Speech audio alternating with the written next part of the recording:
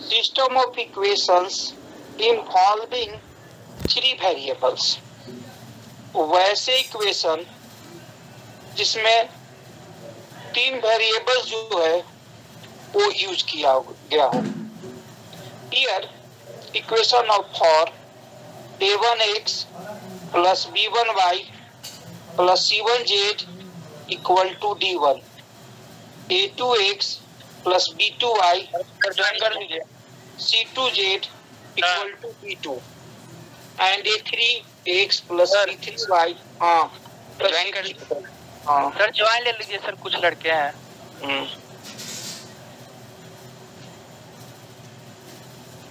Time, अरे गाना बंद करो, डिस्टर्ब हो रहा है।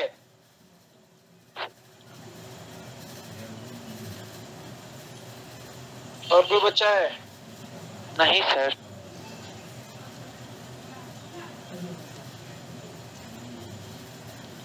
System of equations involving three variables, वैसे इक्वेशंस जिसमें थ्री वेरिएबल्स इन्वॉल्व हो। That is form a1x plus b1y plus c1z equal to d1, a2x plus b2y plus c2z equal to d2 and a3x plus b3y plus c3z equal to d3. To solve the system, we first define the following determinants. Here delta equal to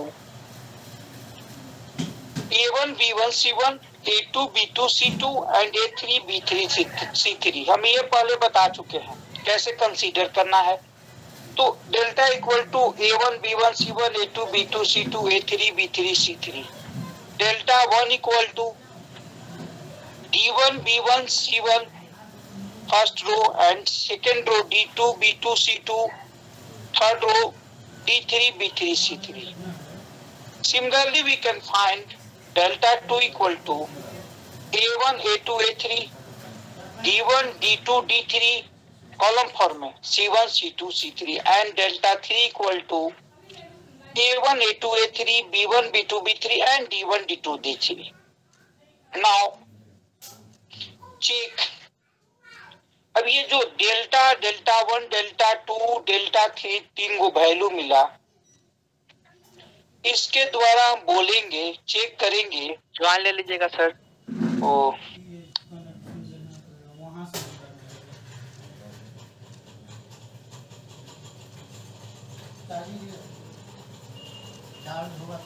और कोई बच्चा है? No sir, अभी तो नहीं कर रहे हैं, कोई बच्चा नहीं है।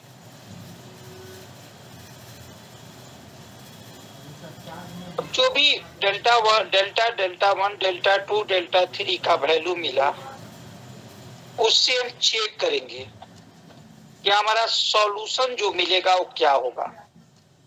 तो पहला चेक जो है वो वैल्यू ऑफ डेल्टा देखेंगे। तो वैल्यू ऑफ डेल्टा जो है वो नॉट इक्वल टू 0 हो और डेल्टा इक्वल टू 0 हो। दरवाजा सटा दो जी। अब delta equal to not equal to 0 हो,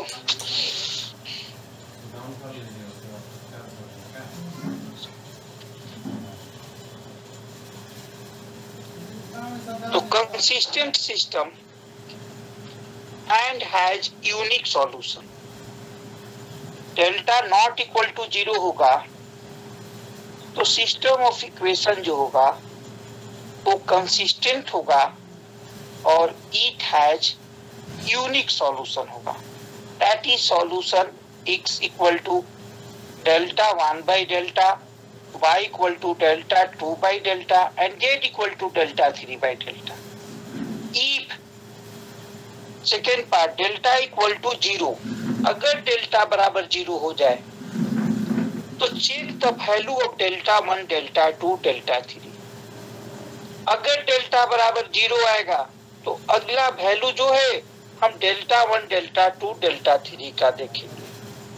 अब डेल्टा 1, डेल्टा 2, डेल्टा 3 में दो कंडीशंस होंगे। फर्स्ट कंडीशन होगा कि at least one of delta 1, delta 2, delta 3 is not 0। कम से कम एगो जो है डेल्टा 1, डेल्टा 2, डेल्टा 3 में वो जीरो नहीं हो, तो सिस्टम ऑफ इक्वेशन जो होगा वो इनकंसिस्टेंट सिस्टम होगा। Very very important point. एगो है कम से कम डेल्टा 1, डेल्टा 2, डेल्टा 3 में वो नॉट जीरो हो, तो इनकंसिस्टेंट सिस्टम ऑफ इक्वेशन होगा, मतलब उसका कोई सॉल्यूशन नहीं मिलेगा। If delta 1, delta 2, delta 3 equal to zero हो, अब अगर delta 1, delta 2, delta 3 equal to zero हो जाए तो पॉसिबिलिटी क्या होगा कि put z equal to t, z equal to t put करेंगे and solve any two equation, दो इक्वेशन को, कोई दो इक्वेशन को सॉल्व करेंगे टू गेट, और उससे the value x and y, हम एक्स वाई का वैल्यू ऑब्टेन करेंगे इन टर्म्स ऑफ टी, जो कि टर्म ऑफ टी, टी के फॉर्म में आएगा। अब एक्स वाई का जब वैल्यू निकालेंगे तो उसके बाद फिर दो तरह का टेस्ट होगा। If this value of x y z in terms of t satisfying third equation, हम दो इक्वेशन को सॉल्व करके वैल्यू निकाले थे टी के फॉर्म में, तो जो एक्स वाई जेड का वैल्यू जो है जो टी के फॉर्म में आया है, if satisfying the third equation को सेटिस्फाइड कर दे तो हमारा सिस्टम ऑफ इक्वेशन जो है, अच्छा, सिस्टम ऑफ इक्वेशन जो होगा वो कंसिस्टेंट होगा। It has infinitely many solutions. The value of x, y, z does not satisfying the equation. अगर वो थर्ड इक्वेशन को सेटिस्फाई नहीं करेगा तो सिस्टम ऑफ इक्वेशन जो होगा वो इनकंसिस्टेंट होगा। No question? No sir. Ashutosh mike off कर दो, इको होता है साउंड। Okay okay. अब हियर एक इससे रिलेटेड क्वेश्चन लिए, बहुत इंपॉर्टेंट क्वेश्चन है ये, बार बार आपके एग्जाम में पूछा जाता है। For what value of P and Q,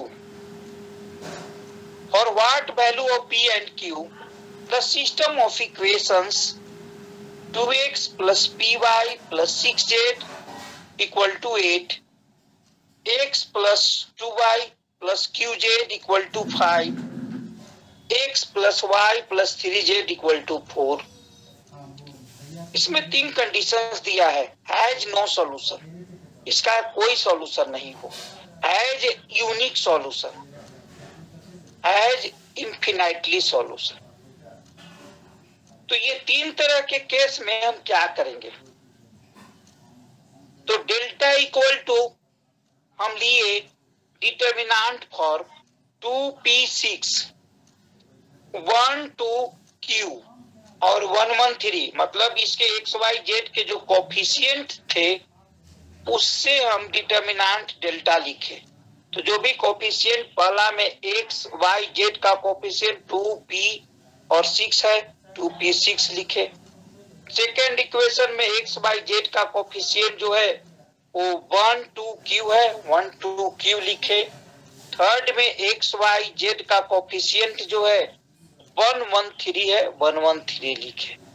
इसको सॉल्व कर दिए, तो सॉल्व करने पर हमारा जो है वैल्यू p-2 इंटू q-3 आया। सिमिलरली डेल्टा 1 इक्वल टू भी ले लिए। अब डेल्टा 1 में एक थोड़ा सा हम इधर उधर वैल्यू को किए हैं, उसमें आप कंफ्यूज मत होइएगा। जो d1 d2 d3 first column में हम रखते थे उसको हम थर्ड कॉलम में रख दिए हैं। तो d1 d2 d3 जब थर्ड कॉलम में रखे हैं तो माइनस साइन दे दिए हैं, क्योंकि हम बताए हैं कि जो दो इंटरचेंज होंगे तो वैल्यू तो सेम रहेगा, साइन चेंज हो जाएगा। तो माइनस साइन डाल के हम लिख दें, इसलिए कंफ्यूजन मत कीजिएगा। आप इसको समझ लेंगे कि क्या प्रॉब्लम कैसे लिखा गया है, here delta 1 equal to P21 6Q3 minus 8 minus 3 minus 4। इसको सॉल्व किए तो P minus 2 15 minus 4Q। Similarly delta 2 equal to 211 6Q3 and minus 8 minus 5 minus 4। ऊपर में 2 कॉमन निकालिए फर्स्ट रो से, तो det is 1 3 4 minus 4 and 1 Q minus 5 and 1 3 minus 4।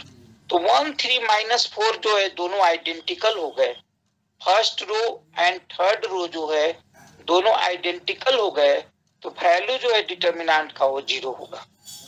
Delta 3 जब लिए तो det is 2P minus 8 1 2 minus 5 1 1 minus 4 होगा। इसको सॉल्व किए तो सॉल्व करने पर हम एक ऑपरेशन अप्लाई करके सॉल्व किए। आप इसको ऑपरेशन अप्लाई करके भी सॉल्व कर सकते हैं, ऐसे भी जनरल सॉल्व करेंगे तो हमारा ये वैल्यू आएगा। तो here P minus 2 into minus 4 plus 1 that is minus P minus 2 आया। अब रही बात putting the value of delta 1 delta 2 delta 3 and delta. जब हम इसके वैल्यू पुट किए तो x equal to delta 1 by delta आएगा, y equal to delta 2 by delta by Cramer's rule, z बराबर डेल्टा 3 बाई डेल्टा आएगा। तो ये x बाई डेल्टा 1 लिख सकते हैं, y by delta 2, z by delta 3, तीनों ही बराबर होंगे। अब x बाई डेल्टा 1 के जो वैल्यू था हम पुट कर दिए, that is p minus 2 and 15 minus 4Q equal to y by delta 2 का वैल्यू हमारा 0 आया था, y बाई 0 कर दिए, एंड z बाई डेल्टा 3, तो डेल्टा 3 का वैल्यू जो है माइनस p माइनस 2 है। अब system of equation has first point no solution. पहला हमको था क्वेश्चन में कि इसके कोई सॉल्यूशन नहीं हो, तो नो सॉल्यूशन जब होगा तो if delta equal to 0, no solution के लिए क्या कंडीशन है? कंडीशन है कि delta equal to 0 and at least one of delta 1 delta 2 delta 3 is non zero, is non zero. तो ये डेल्टा इक्वल टू 0 किए और एट लीस्ट इसमें से देख रहे हैं कौन एक नॉन जीरो है, तो डेल्टा 2 डेल्टा 3 में नॉन जीरो जो है डेल्टा 3 को देखे, तो डेल्टा 3 और डेल्टा दोनों में हम जब देखने लगे, अपने कंडीशंस को अप्लाई करने लगे, तो डेल्टा इक्वल टू 0 था, दैट मीन्स P माइनस 2 और Q माइनस 3 इक्वल टू 0 होगा, एंड एटलीस्ट 1 जो है नॉन जीरो है डेल्टा 1 डेल्टा 2 डेल्टा 3 में। तो here delta 3 not equal to 0 लिए, क्योंकि माइनस P माइनस 2 है, तो ये नॉट इक्वल टू जब 0 लिए तो P नॉट इक्वल टू 2 हो गया। तो इन दिस केस अब ये दोनों में जब हम कॉमन करने लगे डेल्टा और डेल्टा 3 में, तो P नॉट इक्वल टू 2 आया और Q इक्वल टू 3 आया। तो डेट इज नो सॉल्यूशन होगा जब P इक्वल टू माइनस 2 होगा और Q इक्वल टू 3 होगा। बहुत इंपॉर्टेंट ये पॉइंट है। नेक्स्ट, ए यूनिक सॉल्यूशन, इसके यूनिक सॉल्यूशन होगा all of delta 1 delta 2 delta 3 and delta is not 0, कोई भी 0 नहीं होना चाहिए। तो आप delta not equal to 0, delta 1, ये delta 1 that is not equal to 0, delta 2 not equal to 0, delta 3 not equal to 0, then and delta not equal to 0, then commonly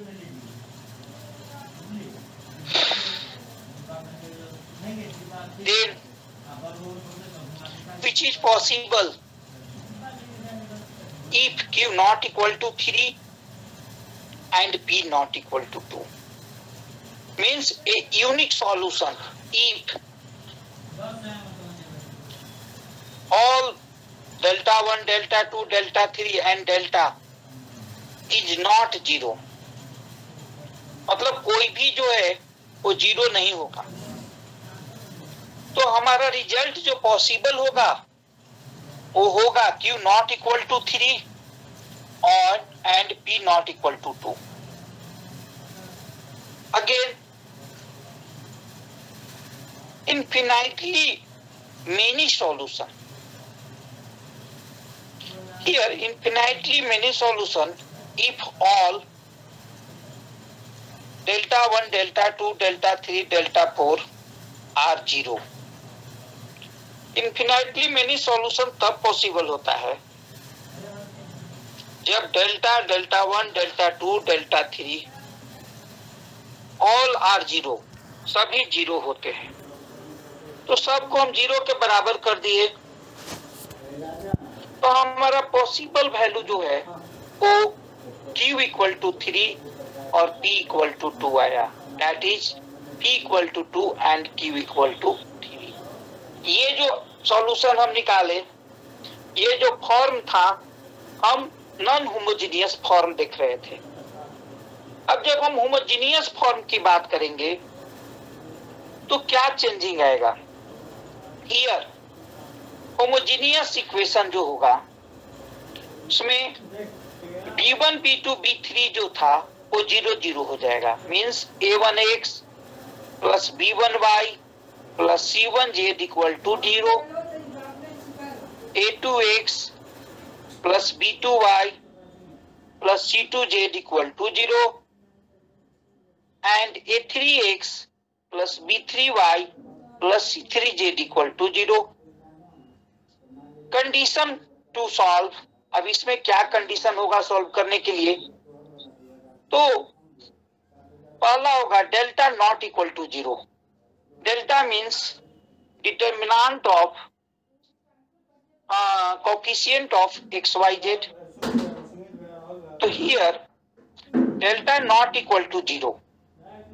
तो delta जब है 0 नहीं होगा, that means determinant of A1 B1 C2 A2 B2 C2 A3 B3 C3 not equal to 0 होगा. तो here only one solution, unique solution possible, x बराबर y बराबर z बराबर 0, x equal to y equal to z equal to 0. एक solution इसका possible होगा कि x का वैल्यू भी 0, y का वैल्यू भी 0 और z का भी वैल्यू 0 रख दे, तो हमारा इक्वेशन जो है वो फुल फिट होगा, सेटिस्फाई करेगा. तो जब डेल्टा नॉट इक्वल टू 0 होगा तो the equation has unique solution या 0 सॉल्यूशन या tribal solution. Tribal solution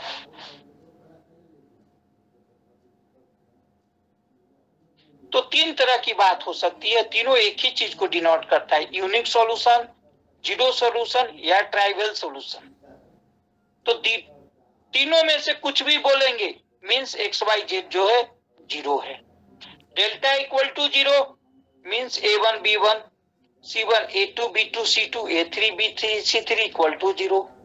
then equations has infinitely number of solution. अगर डेल्टा इक्वल टू 0 आ जाए तो सिस्टम ऑफ इक्वेशन जो होगा वो इन्फिनाइटली नंबर ऑफ सॉल्यूशन देगा, और system of equation homogeneous then possesses non zero non trivial solution. मतलब वो हमारा जो है 0 नहीं होगा, और 0 नहीं होगा तो उसको नॉन ट्राइवल सॉल्यूशन कहेंगे. ये बहुत इंपॉर्टेंट पॉइंट है, इसका यूज हम सॉल्यूशन निकालने में करते हैं. ये सब पॉइंट को एकदम आप जो है दिमाग में रख लें, अगर कहीं प्रॉब्लम हो